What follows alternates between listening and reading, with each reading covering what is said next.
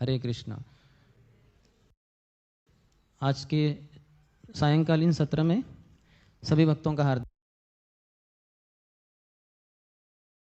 स्वागत है। हम ये जो चर्चा कर रहे हैं श्लोक के ऊपर, ये गीता का परमोच्च श्लोक माना गया है। गीता का सार यही है कि सभी धर्मों का त्याग कर केवल एकमात्र कृष्ण की शरण ग्रहण करे। और कृष्ण कहते हैं कि अगर ऐसा किया किसी ने तो उसको डर हो सकता है कि मैं अपने कर्म जो है, नियत कर्म वगैरह छोड़ दूं तो पाप लग जाएगा। सामान्यतः अगर अपने कर्मों को छोड़ दे व्यक्ति तो उसको पाप लगता है। जैसे माता पिता बच्चों को बड़ा करते हैं, लेकिन बच्चे अगर उनको ऐसे ही बाद में ध्यान नहीं देते तो वो व्यक्ति को पाप लगता है। माता पिता को उसने ध्यान नहीं दिया तो उसको पाप लगेगा। तो ऐसे ही जो मैं अपने कार्य है, मेरे जिम्मेदारी है, सब छोड़ के अगर भगवान की शरण चला जाऊं तो फिर तो गया मैं काम से, बहुत पाप लग जाएगा, नरक में चला जाऊंगा। तो भगवान कहते हैं नहीं, अहम त्वाम सर्व पापेभ्यो मोक्षयिष्यामि, मैं अभी आपकी सभी पापों से मुक्ति कर दूंगा। तो हम डरते हैं, इसलिए भगवान कहते हैं डरो मत, मैं हूँ। तो भगवान पूरी ये हमें गारंटी दे रहे हैं कि मैं आपकी रक्षा करूंगा। तो भगवान ने ही हमारी सृष्टि की है, वही हमारे माता पिता है और वही हमारे सभी जो लालन पालन है इस संसार में, इसकी जिम्मेदारी उठाए हुए हैं। हम जाने न जाने, प्रत्यक्ष या अप्रत्यक्ष रूप में भगवान ही है जो हमें सब कुछ दे रहे हैं। तो आज की सत्र में हम चर्चा करना चाहते हैं जो श्लोक उद्धृत किया गया था हरि भक्ति विलास से, उस श्लोक के ऊपर, जिसमें शरणागति के 6 लक्षण दिए हैं। अगर शरणागत मुझे होना है तो क्या करना है, ये हमारे आचार्यों ने बहुत अच्छे से बताया है। तो इसके बारे में हम चर्चा करेंगे। ये जो श्लोक यहाँ आया है, अनुकूल्यस्य संकल्पः प्रतिकूल्यस्य वर्जनम, रक्षिष्यति इति विश्वासो गोपतृत्वे वर्णम तथा आत्मनिक्षेप कार्पण्ये षड्विधा शरणागति। तो शरणागति के 6 प्रकार है। यानी कोई शरणागत है पूरी तरह से तो कैसे समझें, ये 6 लक्षण है। कोई हो सकता है ऐसे लगे साधु हो गया, अपने गिरवे कपड़े पहन लिए, सर मुंडवा लिया और नहीं तो जटाएं धारण की और भगवान का नाम वगैरह ले रहा है, मठ में रह रहा है साधु वगैरह, तो हो सकता है हमें लगे कि वो पूरी तरह से शरणागत है। नहीं, ज़रूरी नहीं। शरणागति के सिर्फ यही लक्षण है, न तो कोई बाह्य लक्षण जो हम बोल रहे थे अभी। लेकिन अभी हम चर्चा करेंगे थोड़ा विस्तार से कि होता क्या है ये शरणागति। तो पहला उसमें से जो 6 है उसमें से पहला है अनुकूल्यस्य संकल्प, जो हमारे भक्ति के लिए अनुकूल है, फेवरेबल है, उसको स्वीकार करना। तो इसके बारे में श्रील प्रभुपाद कहते हैं जैसे कौन सी चीज़ें हमारे लिए, पहला और दूसरा थोड़ा सा एक तरह ही है। प्रतिकूल्यस्य वर्जनम दूसरा जो है, जो हमारे लिए भक्ति के लिए उचित नहीं है, अनुचित है, ऐसे चीज़ों को छोड़ देना। तो जो हम पहले चर्चा कर रहे हैं और दूसरा तो थोड़ा मिक्स होगा उसमें, आपको समझ में आएगा जब हम चर्चा कर रहे हैं। तो क्या भक्ति के लिए अनुकूल हैं? 4 चीज़ें, A, B, C, D, जो हम सुनते हैं। ए यानी एसोसिएशन, यानी भक्तों का संग। जैसे अभी हम आए हैं, अभी इसी समय बाहर रह के 1-2 घंटे में हो सकता है कोई 100-200 रुपये कमा ले, हो सकता है 1-2 हज़ार रुपये कमा ले, कोई और बुद्धिमान होगा तो 10-20 हज़ार रुपये कमा ले, हो सकता है 1-2 लाख रुपए कमाए जाए। लेकिन वो सब पैसा छोड़कर हम यहाँ अपना समय दे रहे हैं, जहाँ कुछ पैसा तो मिलने वाला है नहीं, लेकिन हम जानते हैं ये भक्ति के लिए बहुत ही अनुकूल है। भक्तों के संग में आकर अगर मैं भगवान के बारे में भगवद गीता भागवतम से श्रवण करूं तो मेरी बहुत प्रगति होगी, भगवान की कृपा प्राप्त होगी। तो वो पैसे की ज़रूरत नहीं है, वो चिंता करने की ज़रूरत नहीं, भगवान सब कुछ कर रहे हैं, जिसका हम अभी चर्चा करने ही जा रहे। तो अनुकूल चीज़ों को स्वीकार करना, तो उसमें से पहला है ए एसोसिएशन, बी यानी बुक्स, प्रभुपाद के ग्रंथ पढ़ना, सी फॉर चैंटिंग, जप करना, हरे कृष्ण कृष्ण कृष्ण हरे हरे, हरे राम राम राम हरे हरे। और डी फॉर डाइट, यानी कृष्ण प्रसाद। हम वेजिटेरियन नहीं है, हम नॉन वेजिटेरियन नहीं है, हम कौन है? कृष्णेटेरियन है। कृष्ण को जो अर्पण होता है शाकाहारी प्रसाद, शाकाहारी भोग, जिसमें प्याज लहसुन इत्यादि कुछ गलत चीज़ें नहीं है, तमोगुण नहीं है, तमोगुणी रजोगुणी कुछ चीज़ें नहीं है, तो वो जो है वो सत्वगुणी आहार भगवान को अर्पण किया जो प्रसाद बन जाता है, वही हम स्वीकार करते हैं। तो श्रील प्रभुपाद कहते हैं इस संदर्भ में कि एक तरफ तो एक व्यक्ति को कृष्ण भावना को विकसित करना चाहिए और दूसरी तरफ उसको वो सब गलत आदतें जो उसके भक्ति के लिए अनुकूल नहीं, उसको छोड़ने के लिए तैयार होना चाहिए। तो दोनों चीज़ें साथ ही साथ जाना चाहिए, जिससे कि हम भक्ति में प्रगति कर सके। तो उदाहरण दिया जा सकता है, जैसे अगर कुछ बीमारी हो गई हमें और हम डॉक्टर के पास जाते हैं और वो कुछ दवाई देते हैं, लेकिन साथ में कुछ परहेज भी देते हैं, डाइट, कि ये चीज़ें मत खाओ, ऑयली चीज़ें मत खाओ, ये मत खाओ, वो मत खाओ। तो अगर कोई मेडिसिन ले रहा है और लेकिन साथ ही साथ वो बोले नहीं नहीं मैं पकोड़े कैसे छोड़ सकता हूँ, पकोड़े को तो पकड़ा था मैंने जीवन भर, और ये पकोड़े ने मुझे पकड़ा है अभी बीमारी के रूप में, लेकिन मैं पकोड़े को छोड़ नहीं सकता, जान छोड़ दूँ लेकिन पकोड़े को नहीं छोड़ पाऊंगा, मेडिसिन लेता रहूँगा मैं, तो ये उचित नहीं है। तो जो दवाई काम करने वाली थी डाइट के साथ, वो उतना काम नहीं कर पाएगी या शायद काम ही ना कर पाए, क्योंकि हम डाइट को संभाल नहीं रहे हैं। तो इसलिए दोनों को ध्यान देना है, दवाई भी लेनी है डॉक्टर ने जो बताई है, और परहेज भी है, जो चीज़ें नहीं है वो नहीं लेनी है। तो हमारे लिए कौन सी चीज़ें सम्मत नहीं है शास्त्रों के अनुसार, जो हमारे भक्ति के लिए बहुत ही बुरी है, वो भी है 4। कौन सी? मांसाहार, जुआ, नशा और व्यभिचार।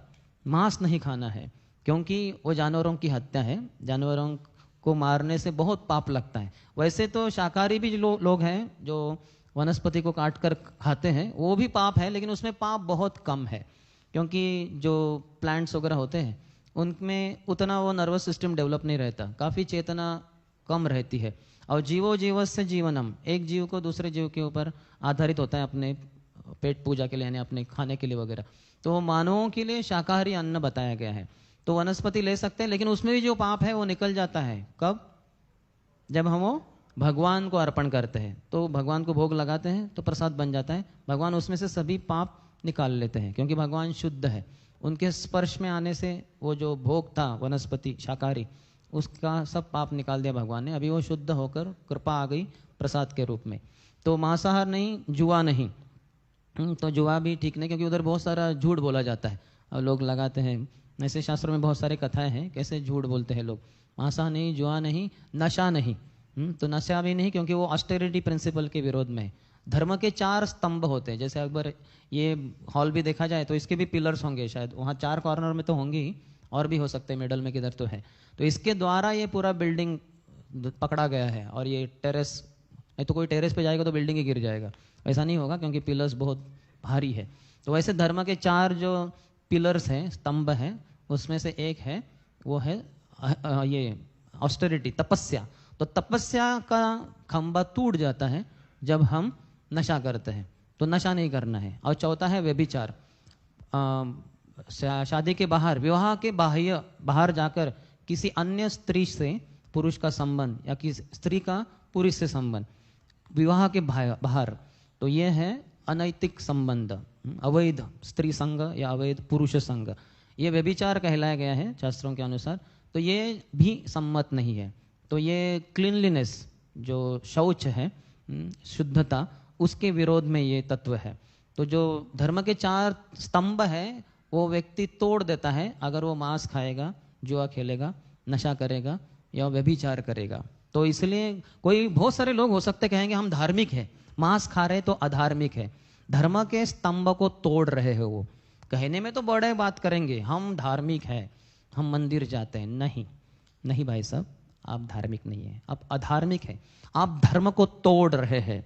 क्योंकि धर्म के जो 4 खंभे हैं, उसको कोई कहता है कि हम आपके घर को बहुत पसंद करते हैं और उसकी पूजा अर्चना करते हैं, और कुछ हथौड़ी लेके एक खंभे को तोड़ रहे, एक पिलर को तोड़ रहे, तो वो थोड़ा ही ना कह सकता है कि हम आपके घर को प्रेम करते हैं, घर की रक्षा करते हैं। ये थोड़ी घर की रक्षा हुई, घर का जो पिलर तोड़ के थोड़े ना घर की रक्षा होती है। तो धर्म के स्तंभ तोड़कर कोई भी धार्मिक अपने आप को नहीं कह सकता, वो अधार्मिक है।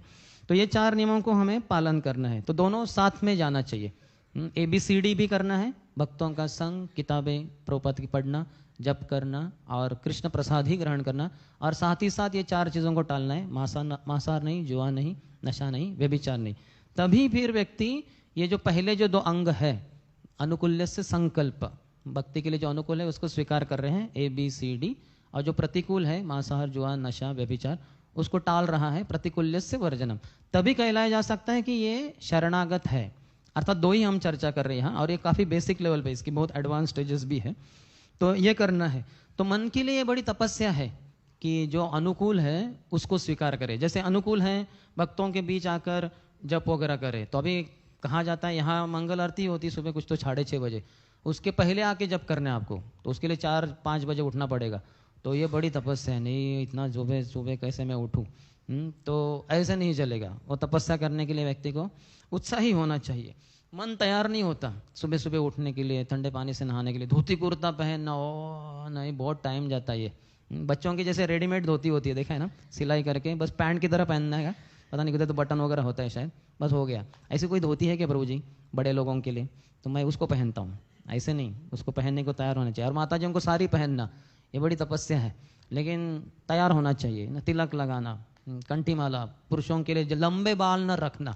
लोग लावण्यम केश धारणम 12वें स्कंद में बताया है करीबन 55 जो कलयुग के लक्षण, तो उसमें एक है कि लावण्यम केश धारणम, केश कितने लंबे हैं पुरुषों के, उसके द्वारा उनका सौंदर्य पहचाना जाएगा। और स्त्रियों के शायद बाल ही मुड़वा देंगे, वो क्या कहते हो पता नहीं उसको, बॉय कट या क्या बॉब कट जो भी है ना। तो उल्टा ही हो गया, स्त्रियों के लंबे बाल होने चाहिए और पुरुषों के कम। तो पुरुष आजकल लंबे लंबे बाल रख रहे हैं और स्त्रियां बाल काटते जा रही है। और दोनों के लिए सलून है, लंबे बाल बनाने के लिए पुरुषों के लिए, और स्त्रियों के बाल छोटे करने के लिए सलून, जो भी कहिए आप, पार्लर, ब्यूटी पार्लर वगैरह। ब्यूटी तो कुछ है नहीं उसमें, क्योंकि आत्मा के बारे में कुछ पता ही नहीं। तो ये शरीर का क्या सौंदर्य है, आज है तो कल नहीं, हियर टुडे गॉन टुमारो। तो ये 4 चीज़ों को हमें स्वीकार करना है जो अनुकूल है, और 4 चीज़ों को टालना भी है। तो एक भक्त को जो भी भक्ति के लिए, आध्यात्मिक प्रगति के लिए ज़रूरी है, उसको स्वीकारने के लिए उत्साही होना चाहिए, और जो भी प्रतिकूल है उसको निकाल देने के लिए तत्पर होना चाहिए। तो एक बार एक जो इंटरव्यूअर थे, इंटरव्यू लेने वाले, वो प्रभुपाद के पास आया और पूछे उन्होंने कि ये जो शरणागति है, ये व्यवहारिक रूप में इसका क्या अर्थ बनता है।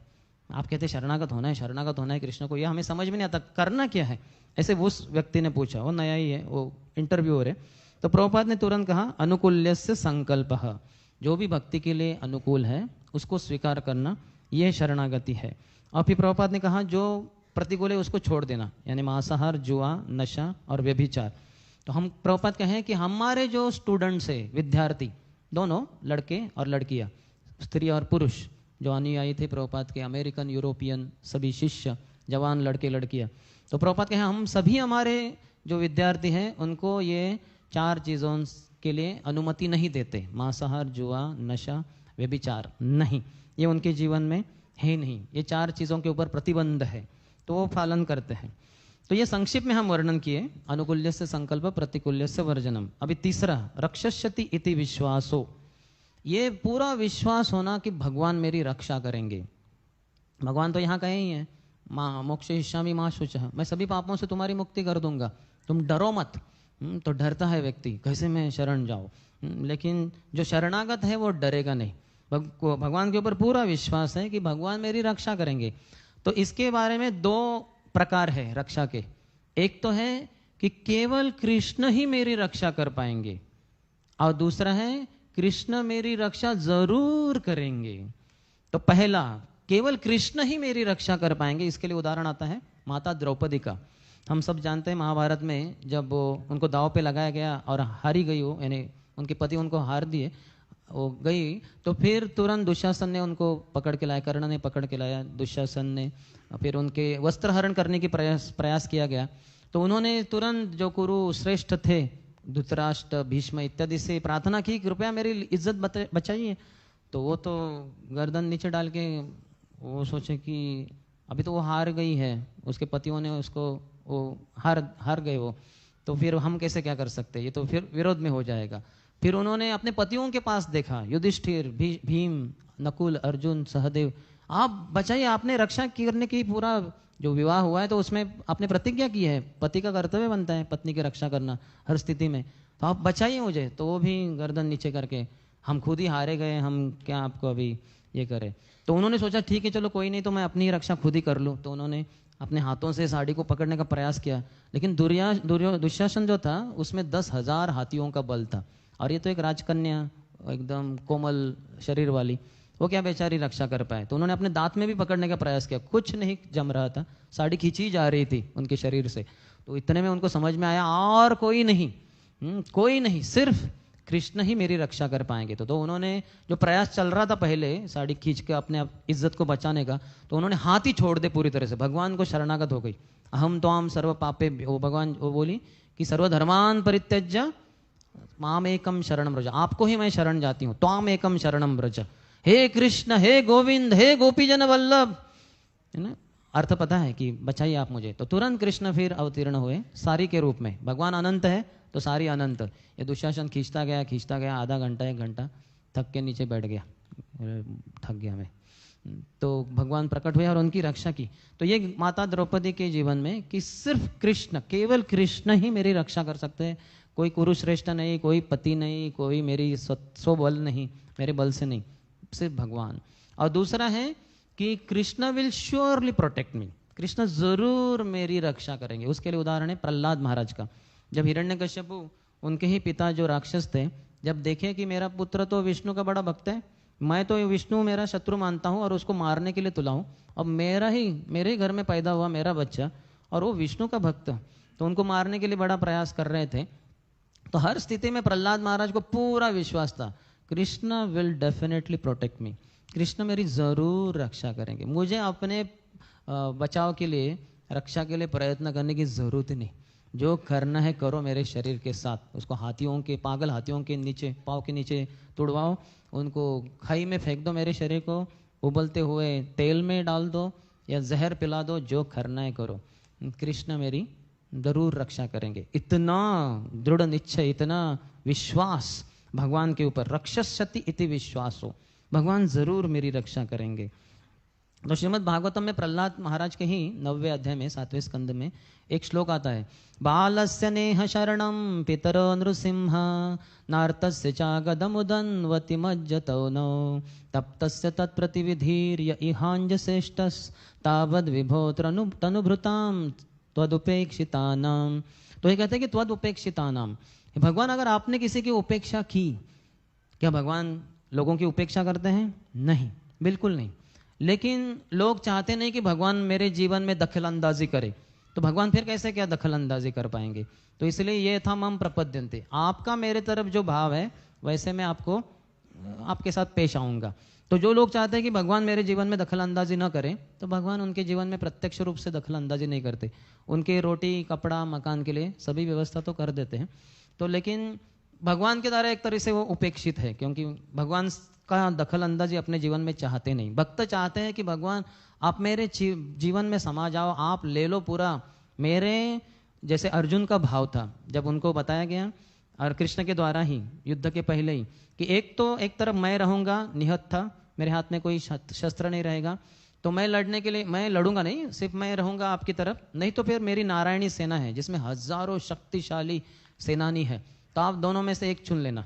तो अर्जुन ने कृष्ण को चुन लिया और दुर्योधन कहता है फिर अभी मेरे लिए और कोई रास्ता नहीं बचा, तो फिर मैं नारायणी सेना ही ले लेता हूँ। अंदर से उसके लड्डू फूट रहे थे, अरे मूर्ख, ये अर्जुन इतनी अकल भी नहीं, ये कृष्ण किस काम का, हाँ कुछ हथियार उठाने वाला है नहीं, अकेला वो, मारो गोली उसको, इतनी बड़ी सेना मिल गई, बहुत खुश हुआ गया। तो उसके बाद कृष्ण ने पूछा, अरे अर्जुन ये क्या कर दिया, तुमने कैसे मुझे चुना, तुम जानते हो कि मैं नहीं, शस्त्र नहीं उठाऊंगा मैं।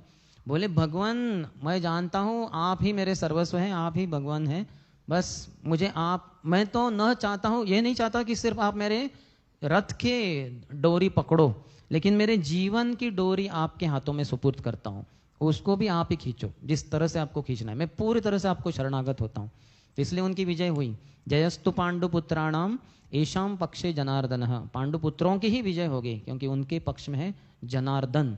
जनार्दन के दो अर्थ हैं, एक तो है कि जन अर्दन, जनों की रक्षा करने वाले, और दूसरा है जन अर्दन, जनों को मारने वाले।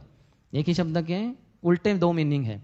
तो किनकी रक्षा करते हैं? सज्जनों की, परित्राणाय साधुनाम, और किनकी हत्या कर देते हैं? दुर्जनों की, विनाशाय च दुष्कृताम। तो दोनों तरफ वो जनार्दन ही है, जनों की रक्षा करने वाले सज्जनों की, जनों को मारने वाले निर्जनों को मारने वाले। तो इस तरह से वो कहते हैं कि जो भगवान के द्वारा उपेक्षित है, बालस्य नेह शरणम पितरो नृसिंह, ऐसा कोई बालक है जो भगवान के द्वारा उपेक्षित है, तो ऐसा बालक अपने पिता के गोद में है या माता के गोद में है, तो पिताजी उसके करोड़पति अरबपति खरबपति है, और वो ब्लैंक चेक देते हैं डॉक्टर को, जो चाहिए पैसा ले लो, हजारों लाखों करोड़ों रुपए, मेरे बच्चे को बचाओ। वो कहता है नहीं, अभी तो सब कुछ ऊपर वाले के हाथ में। जैसे ये मूर्खों को लगा उसके पहले सब कुछ इसके हाथ में, इसके हाथ में कभी भी कुछ भी नहीं था। लेकिन उसको लगा कि सब कुछ मेरे हाथ में। अभी बोल रहा है कि अभी सब कुछ ऊपर वाले के हाथ में। हर समय हर कुछ भगवान के ही हाथ में होता है, ऊपर वाले के हाथ में होता है, हमारे हाथ में कुछ भी नहीं है। जैसे कोविड आया, कोविड आने के पहले 2019 में बहुत सारे स्लोगन्स थे ना, जैसे मिशन 2020। अभी 2020 आ रहा है तो मिशन हमारे कंपनी की, हम तरक्की करेंगे, दुगुना प्रॉफिट, हम ये करेंगे वो करेंगे। और क्या हुआ? लॉकडाउन हो गया, घर में बैठो, बाहर निकले तो मारे जाओगे पुलिस के द्वारा ही। गुना कुछ करने की जरूरत नहीं, बाहर निकला तो पिटाई। तो इतना फुल लॉकडाउन। क्या मिशन 2020? अपने ही घर में नजर कैद में बैठने का। और 2 हाथ की दूरी, मास्क है जरूरी। भूले तो नहीं ना वो दिन? भूलिए नहीं, वो पास्ट बहुत बड़ा लंबा पास्ट नहीं है, बस 2-3 साल ही हुए। अभी भी पहन ही रहते, अभी भी पहनते कुछ लोग। तो हम देख सकते हैं कि हमारे हाथ में कुछ नहीं है। तो बालस्य नेह शरणम पितरो नृसिंह नार्तस्य चागदम उदन्वति मज्जतो नौ।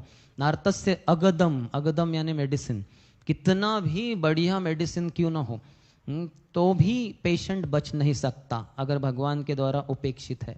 ऐसे बड़े बड़े इंजेक्शंस रहते हैं, मुझे पता नहीं, शायद प्रभु जी को पता होगा, लाखों रुपयों के भी रहते होंगे शायद, है ना, हजारों रुपयों के, 50,000 60,000, माय गॉड, क्या पता वो उतना लिक्विड क्या है उसमें, पानी में लाल रंग डाल के दिया यानी हमारी भाषा में। लेकिन वो बोलते कि जान बचाएगा, 50,000 का एक है करके, लेना है तो लीजिए, नहीं तो मर जाइए। तो फिर व्यक्ति डर जाता है, तो नहीं दे दीजिए, बच गया तो बच गया, नहीं तो पैसा तो जान तो जा रही है, पैसा गया तो चलेगा। तो नार्तस्य चागदम उदन्वति मज्जतो नौ, तो बड़ा मेडिसिन भी व्यक्ति को नहीं बचा सकता अगर भगवान के द्वारा उपेक्षित है। और मज्जतो नौ, नौ यानी नौका, बड़ी शक्तिशाली नौका क्यों ना हो, वो नहीं बच पाएगी अगर भगवान के द्वारा उपेक्षित है। जिसका उदाहरण हम जानते हैं टाइटैनिक के रूप में, जो इंग्लैंड में कौन सा 1910 या 12 में जो बड़ी जहाज बनाई गई, और कहे this is the ship which even boat which even God cannot sink. बोले अच्छा बच्चों, शुरू तो करो क्योंकि उसको डुबाना है तो किनारे पे थोड़ा ही ना डूब जाएगा वो, उसको समुद्र के बीच में तो लाओ, तुम वो लाओ, फिर मैं बाकी का देख लेता हूँ। तो फिर वो निकली, सब दुनिया के अमीर व्यक्ति, विशेषतः ब्रिटेन के, वो सब बैठे थे उस पर, बहुत अमीर लोग थे, एडवांस बुकिंग हो चुका था, बहुत कुछ एडवर्टाइज हुआ था। तो सब पापी लोग, पाप का घड़ा नहीं, वो पाप का बोर्ड भर रहा था उसमें, वो भर गया। और बराबर मध्य रात्रि में एक आइसबर्ग से उसका टकरा हो गया, और उसके जो बर्फ के जो टुकड़े थे, क्योंकि वो जोर से हुआ उसका, तो उसके टुकड़े कुछ ऊपर डेक के ऊपर जाके गिर गए। तो ऊपर ये सब अमीर बाप के बिगड़े हुए लड़के सब, तो रात में 12 बजे भी वो जागरूक थे, ऊपर कुछ तो शराब वगैरह पी रहे थे। तो जैसे ये बर्फ के टुकड़े आ गए, बिना जाने कि कहाँ से आए, उन्होंने वो बर्फ के टुकड़ों को साथ में ले लिया, गोले बनाए, एक ने दूसरे के ऊपर फेंका, वो बॉल तो लग गया, तो वो फूट गया। तो उसने फिर, इधर खेल रहे हैं ऊपर डेक के ऊपर, पता नहीं नीचे क्या हो रहा है, नीचे होल हो गया और पानी, कौन सा वो सागर, अटलांटिक के पैसिफिक, पैसिफिक का पूरा पानी अंदर आता जा रहा है, अंदर आता जा रहा है। और बहुत कुछ प्रयास किए गए, जैसे एक था, उन्होंने शिप के ऊपर तोहफे थी, तो तोहफों चलाए, तोहफों को 7 बार चलाए, जोर जोर, 1 बार 2 बार 3 बार, लगातार 7 बार उन्होंने तोहफों को, जिससे कि जो अलग अलग शिप्स है, जहाज दूर पे, उनको पता चले कि हमारे नौका को कुछ धोखा है, आकर बचाए हमें। तो जब वो किया उन्होंने, तो दूर के कुछ 8 किलोमीटर पे एक शिप, कोई 15 किलोमीटर, तो उन्होंने देखा दूर से, अरे ये मध्य रात्रि में क्या हो रहा है, तोहफे चलाए जा रहे, कुछ खतरा है क्या उस जहाज को, ठीक है थोड़ा रुकते हैं, देखते हैं, अगर फिर से चलाए यानी जरूर खतरा है, फिर जाएंगे। तो तब तक उन लोगों ने क्या सोचा, टाइटैनिक वालों ने, कह रहे ये मध्य रात्रि में ये तोहफे चला के क्या फायदा ना, कौन देखेगा, क्यों हम बर्बाद करें इसको, अच्छा है बंद ही कर दे। तो तोहफे चलाने बंद कर दी।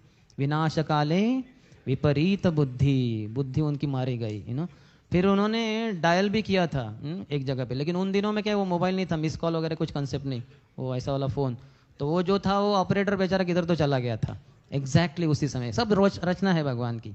उसके ऊपर लाइफ बोट्स रखने थे, लेकिन इतना अभिमान इन लोगों को, लाइफ बोट्स बहुत कम थे, और रखने के बाद भी जब पता चला ये शिप टिल्ट हो रही है और जा रही है अंदर, तो फिर जो लाइफ बोट छोड़ी गई जिसमें 35 लोग जा सकते थे, उसमें 12 बैठे, किसी में 15 बैठे, किसी में 20 बैठे।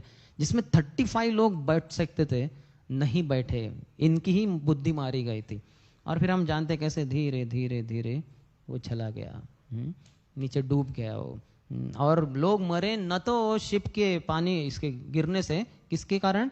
ठंड होने के कारण, क्योंकि जो आइसबर्ग था बहुत ही ठंडा था, बर्फ का गोला वो इतना बड़ा पहाड़ वो टूट गया, वो ठंडे पानी में ठंडी के मारे ही मर गए वो काफ़ी सारे, कुछ थोड़े बचे। बहुत हम इससे देख सकते हैं कि उदनवती मज्जतो नौ, तो कृष्ण की अगर इच्छा है तो हम बचे जाएंगे। शिला प्रभुपाद का उदाहरण है यही, प्रशांत महासागर जिसमें ये नौका शायद डूब गई, उसी में शिला प्रभुपाद की जलदूत नौका थी। और वो नौका क्या है? वो टाइटैनिक के सामने ये क्या नौका है, कुछ भी कीमत नहीं है उसका, मालवाहू जहाज है पुराना वाला, कुछ भी नहीं। और इतना उसमें हलचल मच गया था, तूफान आया था, वर्षा हो रही थी, तो पूरा हिल रहा था वो नौका, और प्रभुपाद भी अंदर हिल रहे। लेकिन प्रभुपाद पूरी तरह से कृष्ण के चरणों में आश्रित थे, तो भगवान ने उस नौका का चार्ज ले लिया, और फिर ये प्रशांत महासागर प्रशांत ही हो गया, शांत हो गया। इतना कि मिस्टर पांडे जो उसके कप्तान रहे, उन्होंने कहा स्वामी जी मैंने अपने पूरे जीवन काल में ये प्रशांत महासागर को, पैसिफिक ओशन को इतना शांत कभी नहीं देखा। ये इतना रफ होता है ये सी कि नानी याद आ जाती है, लेकिन शायद आपकी ही उपस्थिति के कारण ये इतना शांत है आज। तो देख सकते हैं हम वो टाइटैनिक जिसको भगवान डुबा नहीं सकते बोलने वाले लोग, पहले ही सफ़र में सफ़र हो गए, गए चले गए। और प्रभुपाद बूढ़े इतने, और कुछ है नहीं वो नौका, लेकिन बच गए। तो भगवान चाहे तो हमें बचाएंगे। और इसी कारण कोई मेडिकल ट्रीटमेंट भी न ले शुद्ध भक्त, तो भी कुछ समस्या नहीं है, वो बच जाएगा। जैसे मैंने एक ट्रीटमेंट ली थी, तो वहाँ के जो वैद्य जी हैं उन्होंने हमारे परम पूज्य राधा रमन महाराज, जो परम पूज्य राधा गोविंद महाराज के छोटे भाई हैं, वो भी सन्यासी हैं, तो वो जब गए थे कुछ समय पहले उन वैद्य के पास, नाड़ी चेक करने के बाद वैद्य ने बोला बस ज़्यादा से ज़्यादा 6 महीने आप टिक पाएंगे, फिर नहीं तो दवाई वगैरह नहीं ली थी, मृत्यु हो जाएगी। तो महाराज ने कहा नहीं, मैं ये दवाई के ऊपर आधारित नहीं हूँ, मैं कृष्ण के ऊपर ही आधारित रहूँगा, मर गया तो मर गया, ठीक है, नो प्रॉब्लम। और 6 महीने बीत गए, 7 महीने हो गए, 8 महीने, 2 साल, 3 साल, महाराज अभी भी जीवित है। ये बहुत पुरानी घटना है, 4-5 साल हो गए। तो जिस भक्त का भगवान के ऊपर पूरी श्रद्धा है उसको मेडिकल ट्रीटमेंट लेने की भी जरूरत नहीं। प्रभुपाद ने खुद कहा मुझे किसी अस्पताल में लेके मत जाओ, मुझे यहाँ से वो वेंटिलेटर, यहाँ से वो आईवी इंट्रावेनस वगैरह वो मत दो, और इंजेक्शन वगैरह कुछ मत दो, लेट अस डाई पीसफुली, शांति से मरने दो मुझे। तो इसलिए जो अंतिम क्षण में प्रभुपाद का जब शरीर में समस्याएं थी, तो भक्तों में वाद विवाद हो रहा था कि क्या करे। तो एक पार्टी कहा कि डॉक्टर के पास लेके चलो अस्पताल में, वो दूसरे बोले नहीं, प्रभुपाद की इच्छा है कि नहीं लेके जाए डॉक्टर के पास। तो हम देख सकते हैं कि शुद्ध भक्त भगवान के ऊपर आधारित रहते हैं, जरूरी नहीं है मेडिसिन लेना वगैरह। जैसे अनंत आचार्य थे, उनको सांप ने, जहरीले सांप ने काटा था, तो लोग बोले अरे जाइए डॉक्टर के पास, बोले नहीं मेरे डॉक्टर तो बालाजी है, और बालाजी के पास जाके बोलते क्या है, अरे भगवान मुझे तो ये संसार चक्र रूपी सांप ने काटा है, उसके सामने इस संसार का सांप क्या करेगा, वो तो कुछ भी नहीं कर पाएगा, मुझे तो संसार चक्र के सांप ने काटा है। तो भगवान ने बचा लिया उनको। अर्थात हमारा उतना शरणागति नहीं है, ये हम समझ सकते हैं कि हम जो सोचते हैं कि और तुम्हारे भक्तजनों में हमसे बढ़कर कौन, नहीं, हम शरणागत नहीं है, इसलिए हमें मेडिसिन वगैरह बहुत लेना पड़ता है, बहुत उसमें विश्वास होता है कि ये बचाएगा। जैसे वो कोविड का वैक्सीनेशन आया था, कितने जनों ने लिया? देखिए ले लेता हूँ, अगर ये बचा सकता है तो बचा है, नहीं तो वैसे भी मर जाऊंगा, तो ये बचाए तो अच्छा है। तो क्या ज़रूरत है, भगवान के ऊपर आधारित रह सकते हैं। हाँ तो ठीक है, नो प्रॉब्लम, आपने ले लिया, उसको बाहर नहीं निकाल सकते अभी, लेकिन भगवान की वाणी को अंदर ले लेंगे तो जो संसार विष भरा है अंदर हमारे हृदय में, वो बाहर जा सकता है।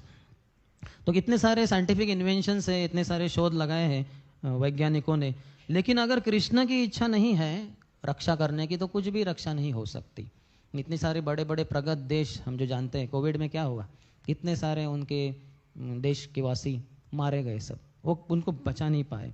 जापान में जब वो क्या कहते हैं उसको आता है अर्थक्वेक वगैरह, या जो क्या कहते हैं टोर्नेडो वगैरह, हाँ सुनामी, जो भी आता है, तो वो इनका जो एडवांसमेंट है उसके द्वारा उनको समझ में आता है, वो बड़ा क्या कहते हैं, वो तूफान आ रहा है तो सबको आगा कहते हैं तूफान आ रहा है, इतने स्पीड से आ रहा है, सब डिटेल्स पता है, अभी भागो ना कि हम आपको बचाएंगे, एक ही उपाय है भागो। बोले किस दिशा में भागना है, वो इधर से आ रहा है, ईस्ट से आ रहा है, तो अच्छा वेस्ट में भागते हैं।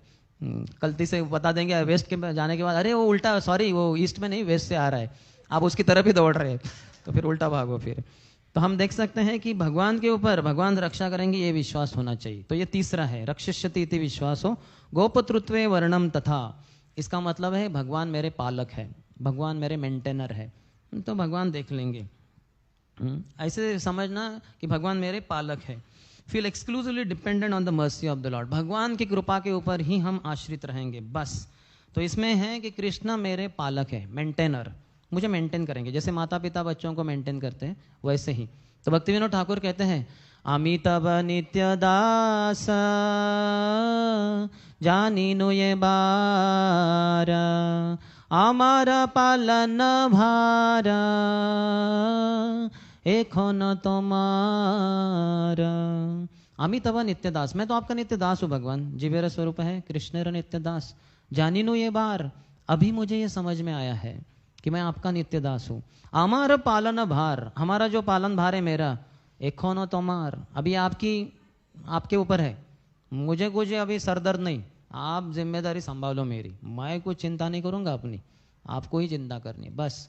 अब भगवान को क्या चिंता है, भगवान के तो लक्ष्मी सहस्त्र शत संभ्रम सेव्यमान, लाखों करोड़ों लक्ष्मियाँ उनके चरणों में सेवा के लिए तैयार है।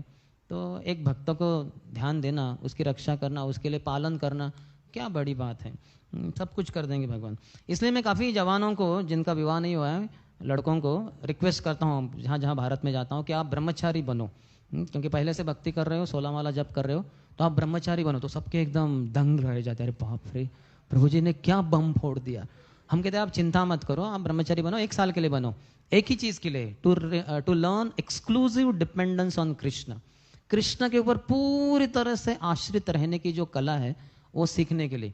क्योंकि ब्रह्मचारी बनेगा, माता पिता से संबंध नहीं, घर नहीं, पैसा नहीं, बैंक बैलेंस नहीं, कुछ भी गारंटी नहीं, कुछ भी इंश्योरेंस नहीं है, सिर्फ कृष्ण का ही वचन है, मोक्षयिष्यामि मा शुचः, डरो मत, मैं तुम्हें मुक्त करूंगा। तो 1 साल के लिए आप प्रयास कीजिए, नहीं तो फिर 2 साल, 5 साल, 10 साल, 20 साल।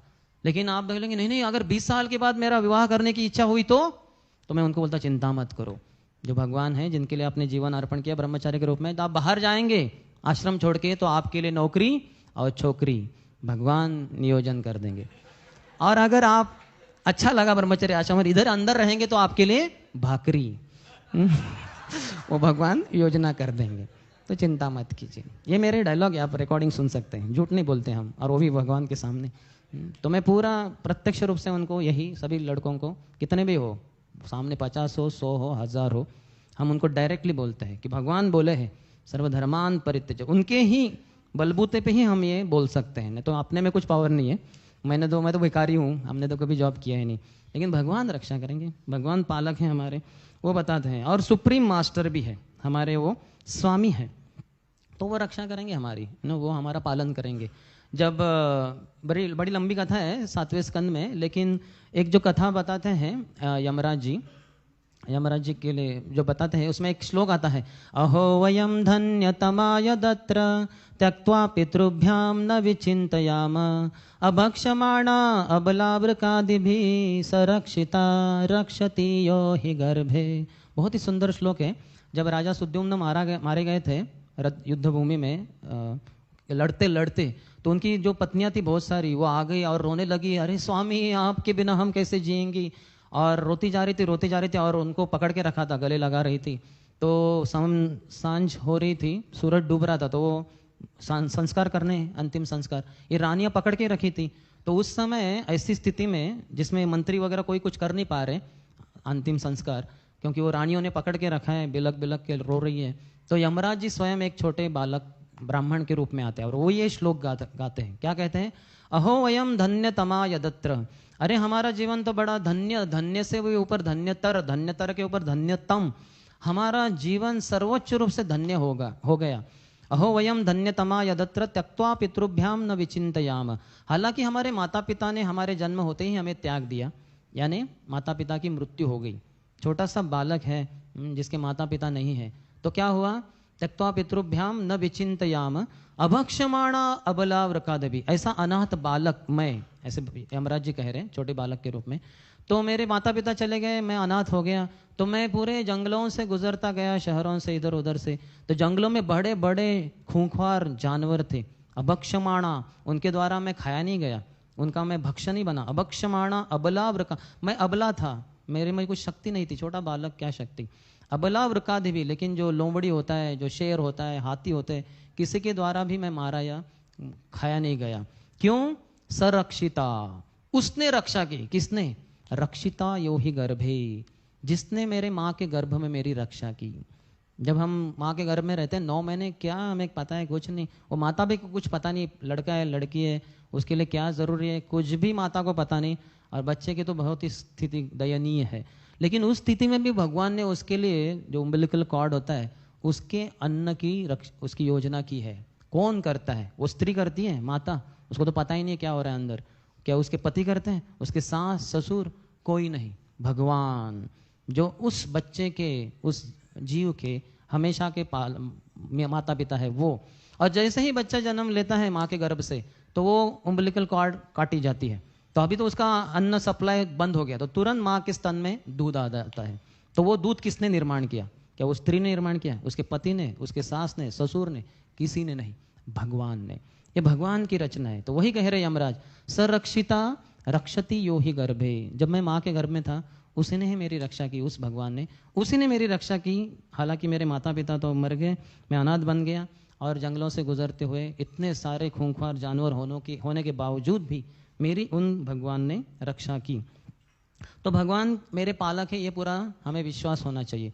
आगे भक्तिविनोद ठाकुर कहते हैं, बड़ दुख पाइया छी स्वतंत्र जीवने, दुख दूरे गेलो ओ पदवराणी। तो भगवान के साथ थे हम गोलोक वृंदावन में, वैकुंठ जगत में, लेकिन इच्छा द्वेष समुत्थेन द्वंद्व मोहेन भारत, भगवान से अलग रहने की इच्छा कर दी हमने और द्वेष के वशीभूत हो गए, इच्छा द्वेष समुत्थेन, फिर इस संसार में आ गए। तो यहाँ आने के बाद बड़ा दुख पाया मैंने, बड़ो दुख पाइया छी स्वतंत्र जीवने, भगवान से स्वतंत्र होकर इधर आ गया और बहुत दुख पाया मैंने। तो ये अनुभूति होनी चाहिए, ये साक्षात्कार होना चाहिए कि मैं बहुत दुख भोग रहा हूँ। तो जिसको ये साक्षात्कार होता है वो भगवान की भक्ति बहुत अच्छी तरह से कर सकता है। बड़ो दुख पाइयाची स्वतंत्र जीवने, दुख दूरे गेलो, दुख बहुत दूर चला गया। कब? ओपद वरणी, जब मैंने भगवान के चरण कमलों को वरण कर लिया, उसको स्वीकार कर लिया, यही मेरे स्वामी है, यही मेरे पालक है, भगवान के चरण कमल, बस इनको ही अपने छाती पे, अपने हृदय में रखूंगा और जो भी है मैं स्वीकार करूंगा।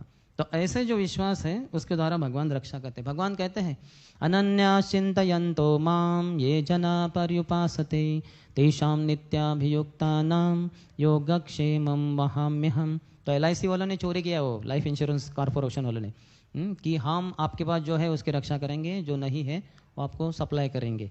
क्या सप्लाई करेंगे? व्यक्ति के मरने के बाद इंश्योरेंस उसके पत्नी बच्चों के लिए, इसके न मरने की कोई इंश्योरेंस नहीं है, ये तो मारा ही जाने वाला है, और मरने के बाद उनको इंश्योरेंस है, इसको कुछ इंश्योरेंस ही नहीं है, ये तो मरना ही है इसको, आज नहीं तो कल की बात है। तो LIC ने चोरी किया है भगवान के शब्दों को, और वो बोलते हैं योगक्षेम महाम्यम, वो उनके नहीं है, वो क्या करेंगे रक्षा, वो बैंकरप्ट हो सकते हैं, गवर्नमेंट उसको ले लेगा और फिर वो कुछ नहीं कर पाएंगे। तो पूरा विश्वास होना चाहिए, जैसे एक बच्चा होता है माँ के पूरी तरह से शरणागत होता है और पूरा विश्वास होता है कि कुछ हो गया तो मेरी माँ है, वो मेरी रक्षा करेगी, वैसे ही भगवान है। त्वमेव माता च पिता त्वमेव, त्वमेव विद्या द्रविणम त्वमेव, त्वमेव सर्वं मम देव देवो। एक शब्द रह गया, सेकेंड लाइन रह गया, हाँ, त्वमेव बंधुच्च सखा त्वमेव, हाँ वो रह गया, हमने तीसरा लाइन दूसरा कर दिया, ठीक है, अच्छा आप जागरूक है। शायद भगवान ने इसीलिए अरेंजमेंट किया था, चेक करने के लिए कि सभी जागरूक है, क्योंकि इतने सारे जने, क्या पता कोई पीछे उधर माता जी बोल रहे अच्छा क्लास चल रहा है। वो सपने में प्रसाद ले रही होंगी वगैरह, तो क्या पता। तो इसलिए भगवान चेक करना चाहते हैं।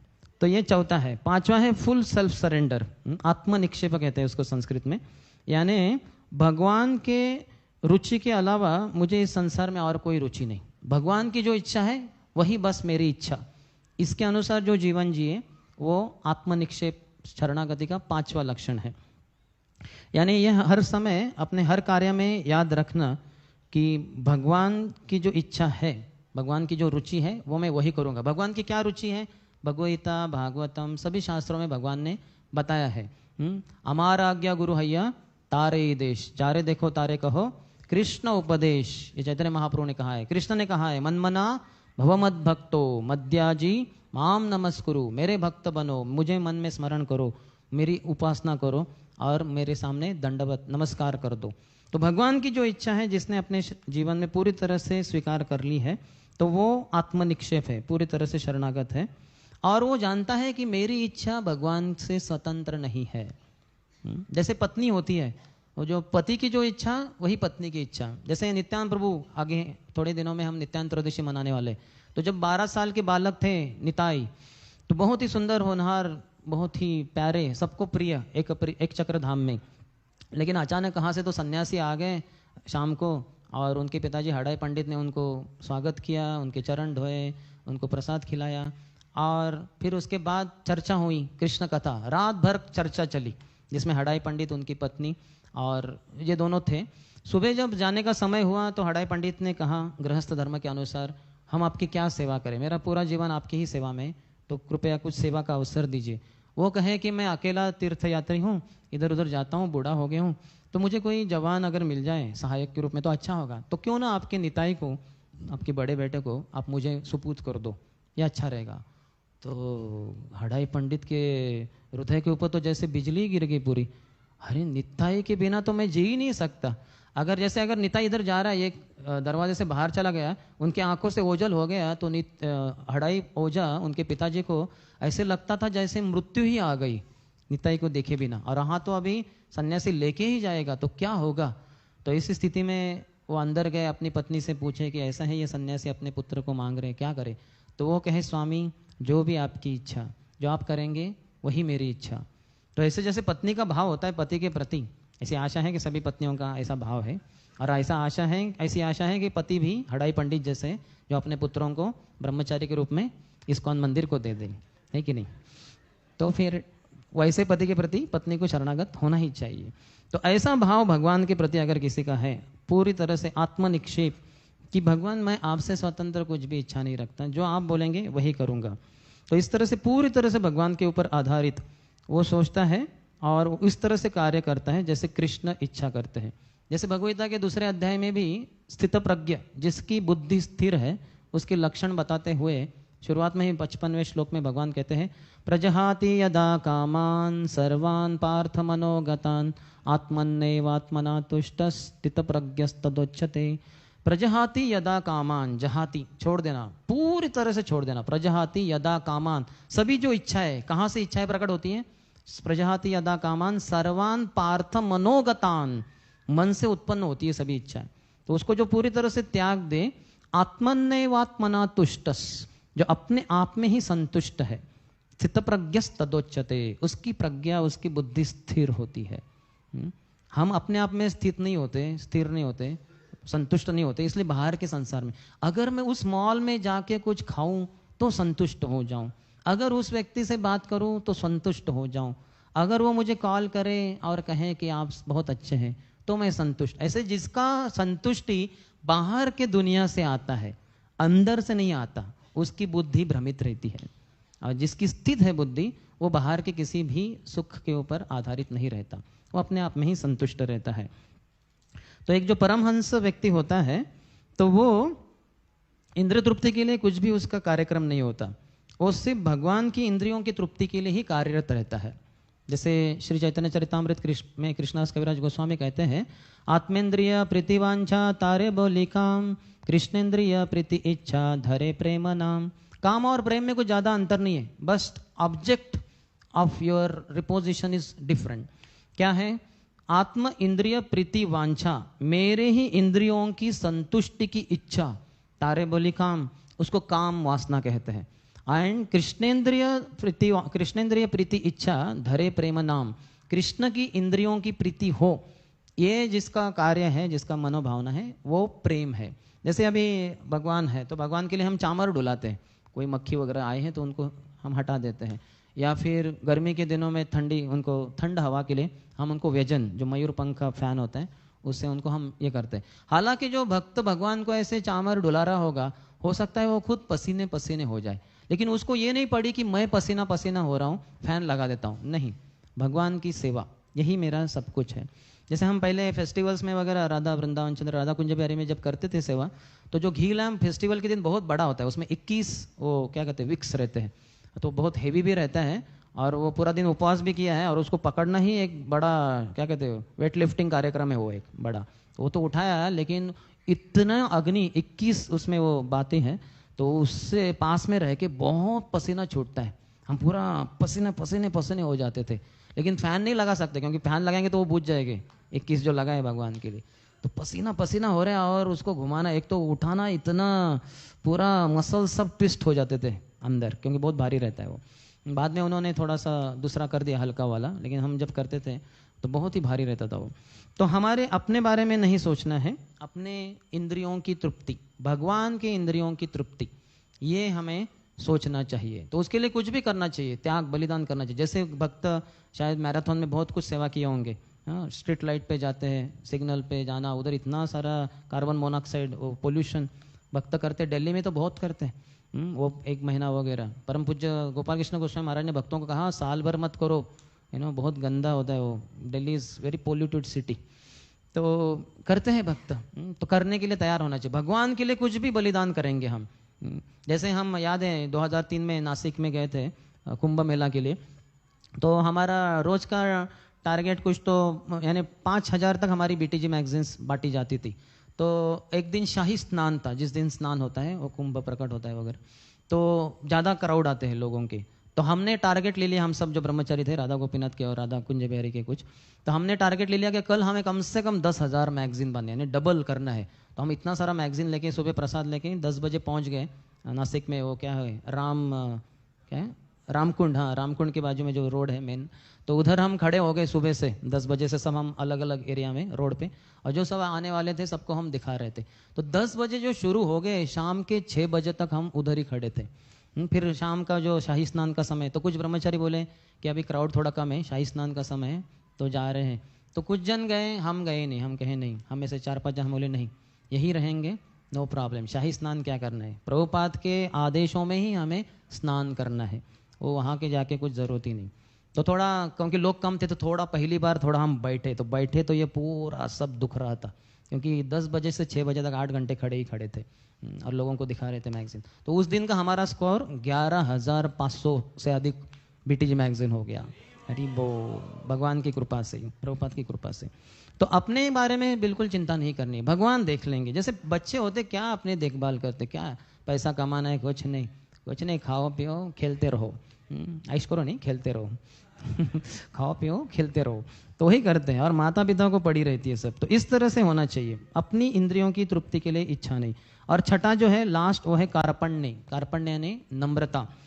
तो हमेशा अपने आप को हम्बल एंड मीक, अभी मीक का हिंदी शब्द मुझे पता नहीं, लेकिन बहुत ही अपने आप को तुच्छ समझकर, जैसे तृणादपि शुनीचेन तरोरपि सहिष्णुना अमानीन मानदेन कीर्तनीय सदा हरि। तृण से भी अधिक अपने आप को हीन मानकर और पेड़ से भी अधिक सहनशील होकर दूसरों को हमेशा सम्मान देना, अपने सम्मान की तनिक भी आशा न करना।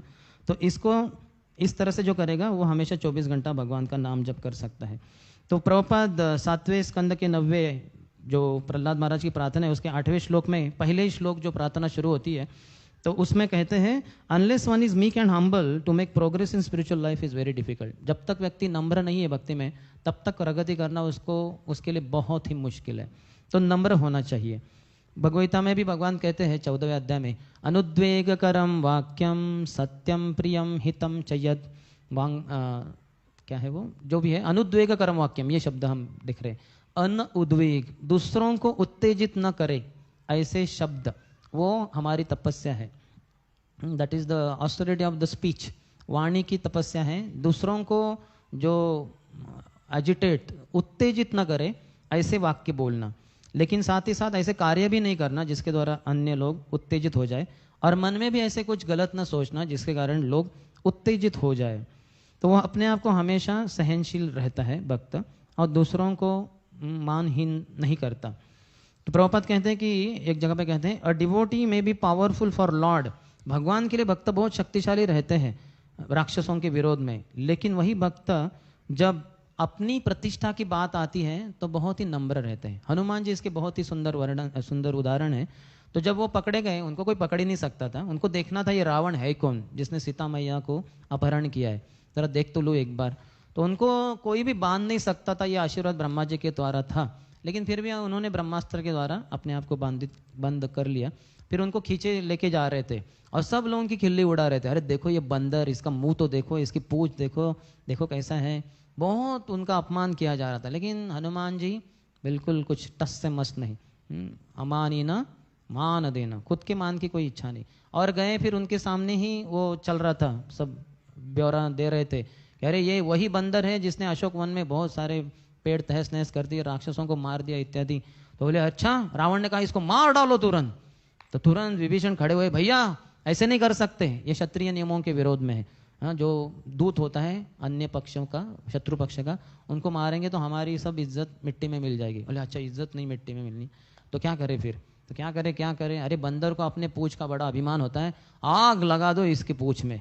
तो हनुमान जी, उसके पहले क्या हुआ था, उन्होंने राम जी का अपमान करना शुरू किया। पहले तो हनुमान जी का बहुत अपमान किया, अरे ये बंदर इसने इतना उधम मचाया, तो लग ही नहीं रहा है, ठीक है जो भी है, तो ये क्या है, किसका, वो राम का। वो राम तो एक सामान्य आदमी है, सामान्य मानव है, उसको तो मैं ऐसे ही मार डालूंगा, मैं तो राक्षसों को हरा चुका हूँ, देवताओं को हरा चुका हूँ, ये क्या बड़ी बात है, ऐसे बड़ा अहंकार से कह रहा था।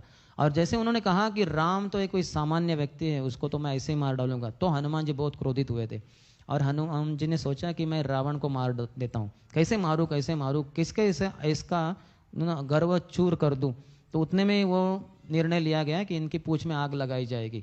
तो तुरंत एक कपड़ा वगैरह डाला गया, उसमें कुछ तो डाल के आग लगा दी गई। तो हनुमान जी बहुत ही प्रसन्न हुए, मैं सोच ही रहा था इसको कैसे मजा चखाऊं, अभी तो अपने पास ही आग आ गई।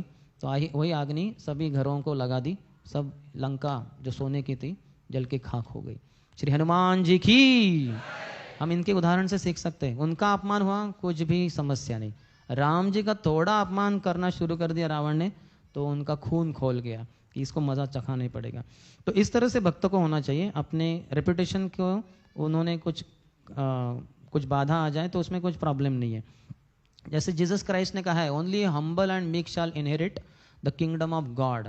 जो बहुत ही नम्र है वही भगवत धाम जा सकता है। इसलिए जो जेरूसलम में जो गेट होता है वो बहुत ही छोटा होता है, वो रेगिस्तान का एरिया है, तो रेगिस्तान में लोग ऊंट के ऊपर प्रवास करते हैं, वहाँ कुछ जीप वगैरह कुछ चलेगा नहीं, तो ऊंट के ऊपर जाते, ऊंट का पीठ बहुत ही ऊंचा होता है, उसके ऊपर आदमी बैठेगा और भी ऊंचा हो गया।